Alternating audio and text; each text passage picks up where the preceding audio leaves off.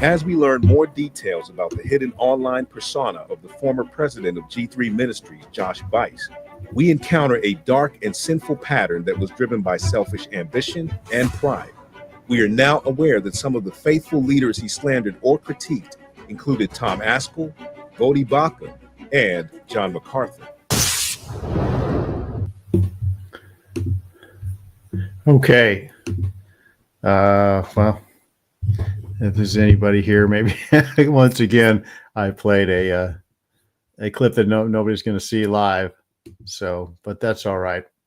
I have a feeling Michael's keeping people late again. That's kind of the theme around here. So, in case you don't know, for those of you online who will be watching this recording, there's Lucas. Usually, Lucas is here. All right. So what we're going to talk about today, and if you saw that video, there's a ministry called G3 Ministries, and the head of it is a guy named Josh Bice, and he got in trouble recently for criticizing other Christian leaders anonymously. And so my thoughts went a lot of different ways when I encountered this story and encountered that headlines. And by the way, I do not know why I have Exodus 32, John 11. I think that's left over from Michael's podcast. I don't know how to get it off. So we won't be studying those verses today. So that just appeared all of a sudden. So when I saw that, I went a bunch of different directions on it because there are so many different ways that you could take this. But what I thought was, this is how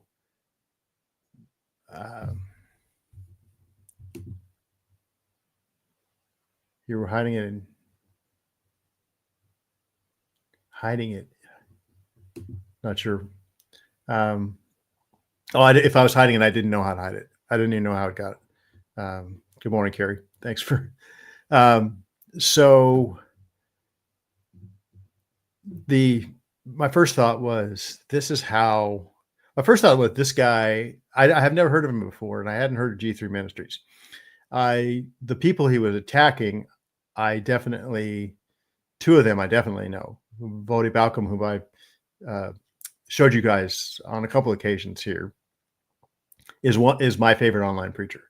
He's just unbelievably solid and such a great, insightful communicator. And John MacArthur, most people know. The other guy, Tim Askell, I do not know. I was not familiar with him.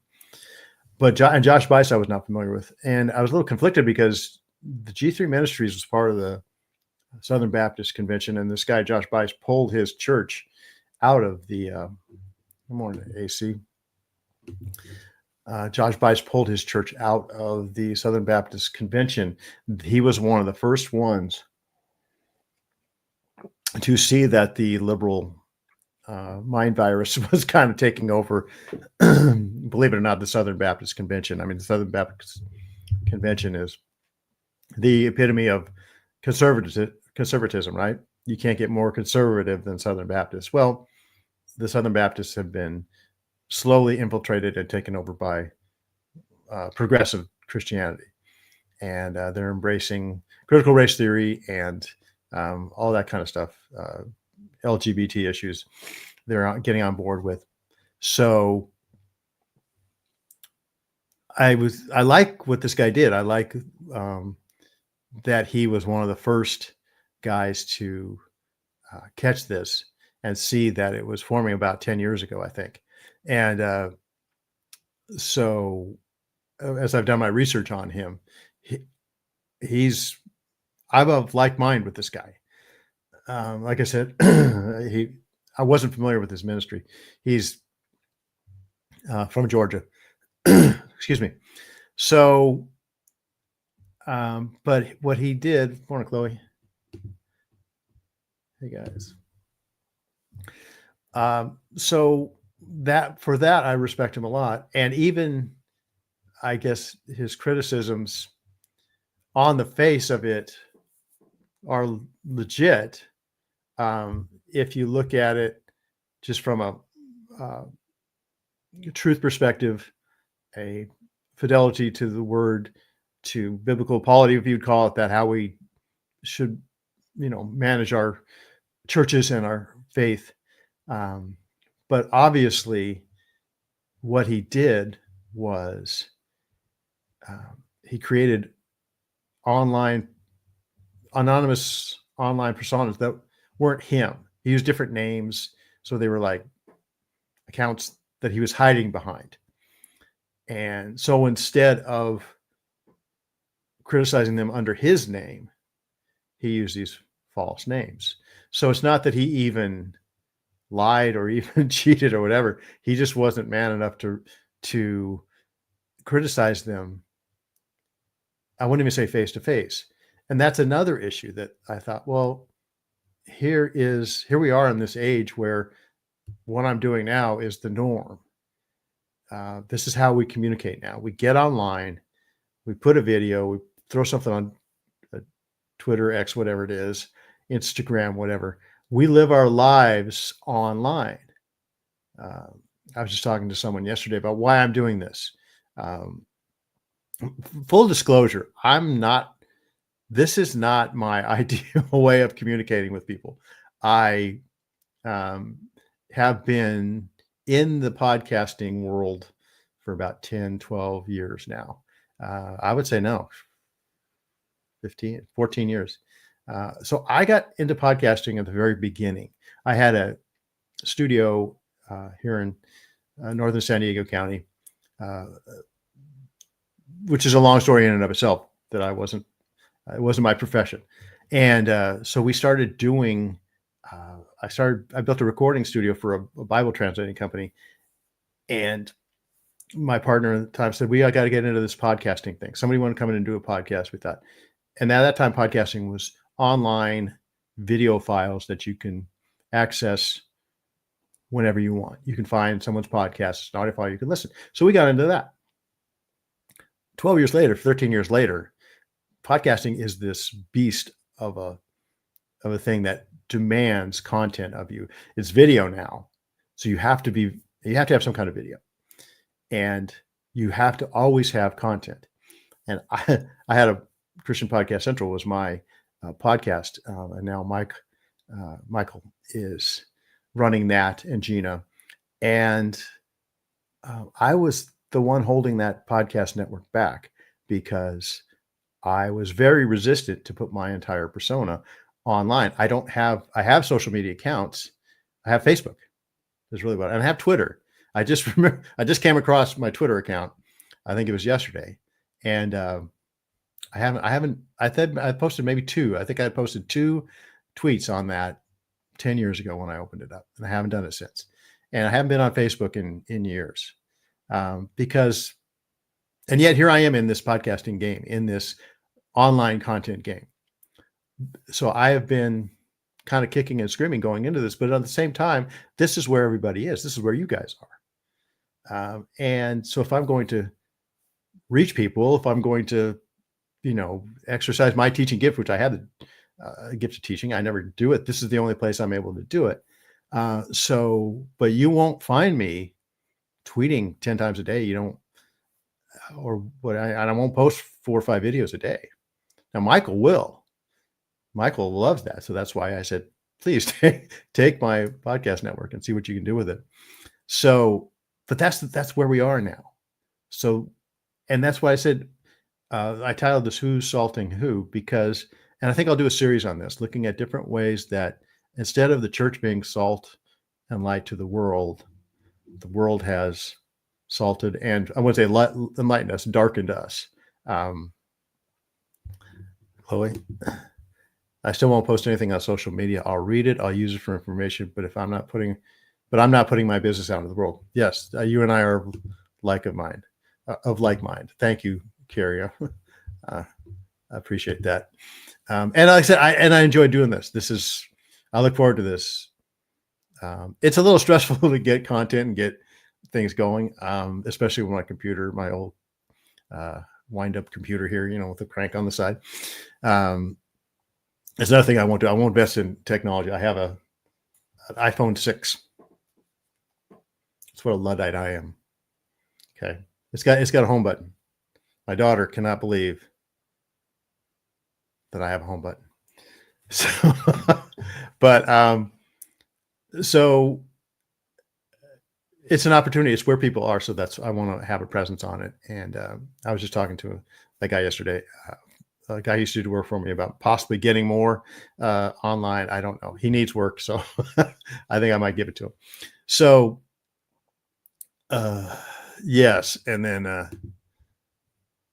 you start to realize what kind of money these influencers are making. And it's mind blowing. It is. It really is. So, excuse me.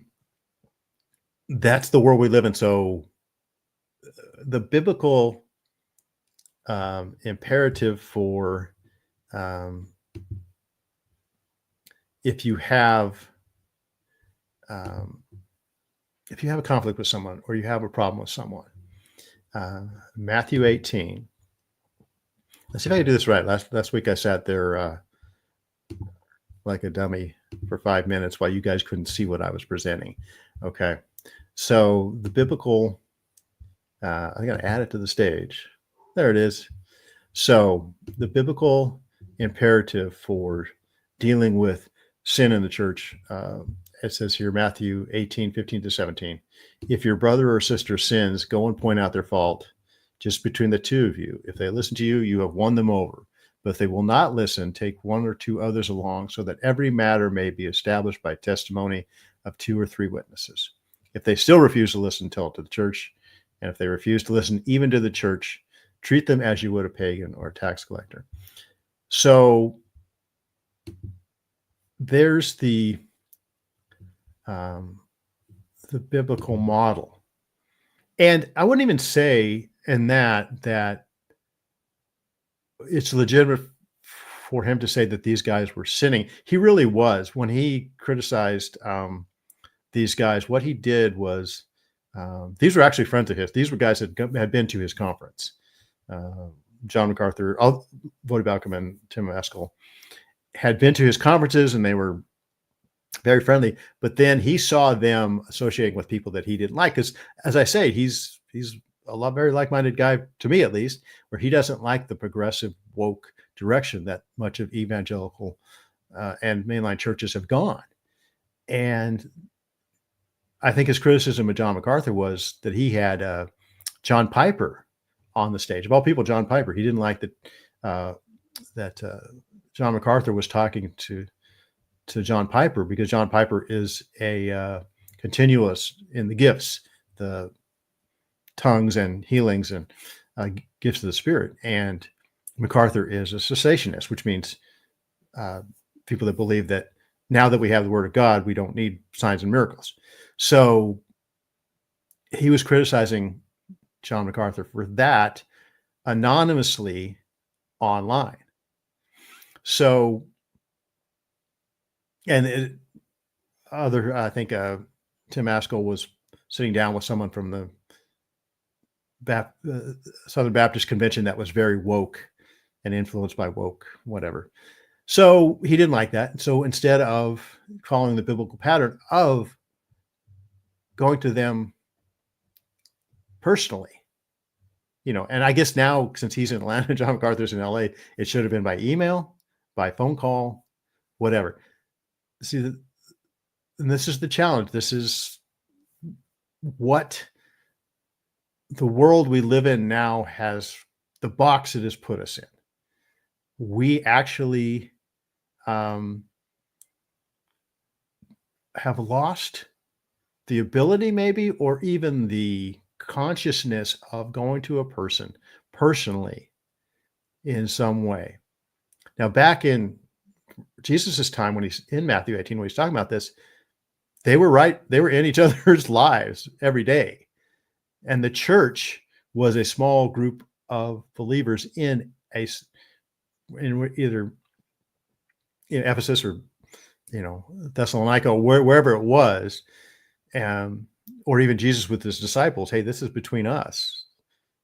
Okay, go to, don't slander them, go to them, and if they, or the synagogue, whatever, you're talking to the Jews, um, there was that personal, there was no distance communication. You wouldn't even know the person in the next village or the next town had sinned. It's just totally divorced from what we have today, because technology, because this, the way we live now has separated us, and yet we can still communicate. So we have this challenge, and what this represents to me also is the fact that he did it anonymously. Two things. One, he knew he wasn't supposed to be doing it. Otherwise, he would have done it under his name. He would have said, "I'm doing the right thing. I'm going to criticize him." But instead, he created an anonymous account. But the second is this thing that the world has put in our minds, and we're mimicking the world of, we're going to one up the other person. Someone disagrees with us, we're going to show that we show the world, not go to them and make sure we work this out. That's not the world's way. The world's way is to criticize, get one up on someone, show that you're the one that knows, bring the,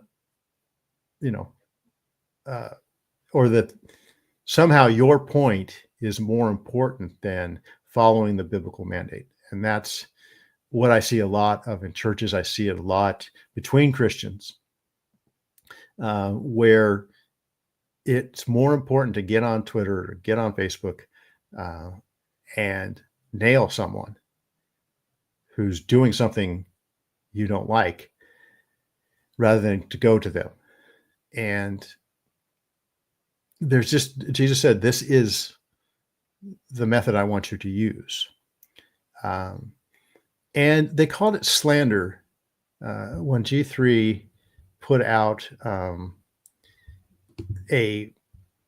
I guess it wasn't G3. I think it was his church put out a statement. And this will be the last one I'll share with you, and make sure I add it to the stage here.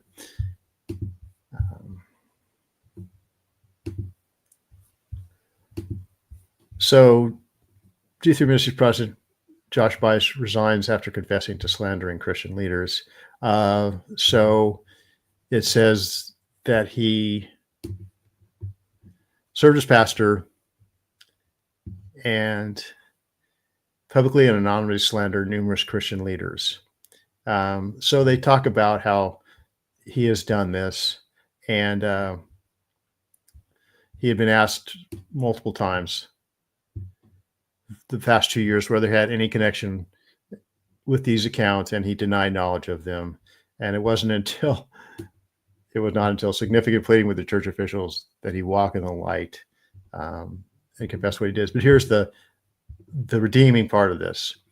Okay, so since then, Josh has acknowledged his sin, expressed sorrows, and asked forgiveness. His desire is to personally ask forgiveness of every person he has slandered or lied to. And then talks about his qualifications for ministry.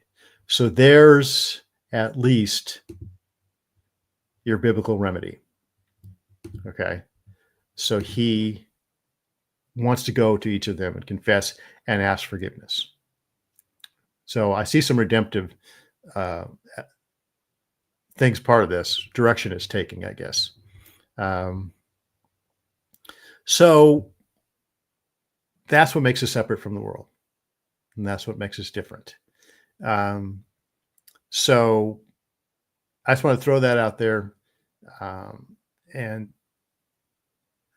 talk about how do we overcome that? How, with this mode of communication that we've, I don't know if we said adopted. Is there any other way to go now? I know through the pandemic, lockdowns, this kind of stuff that I always do. This kind of thing entered the church. And that was the most significant thing I think that's ever happened in my life, and has accelerated this kind of thing.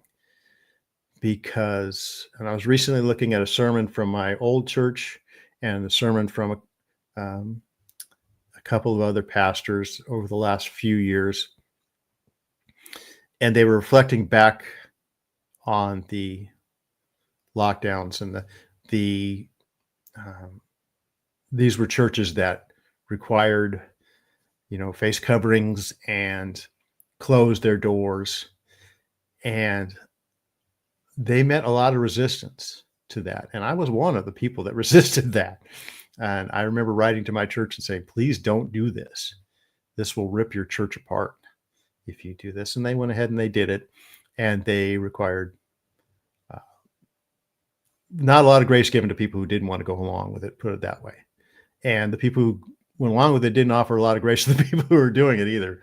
I tried to be helpful in it, and but it just wasn't being heard. So that was a huge conflict within the body of believers. The government came in and said, you have to close your church down.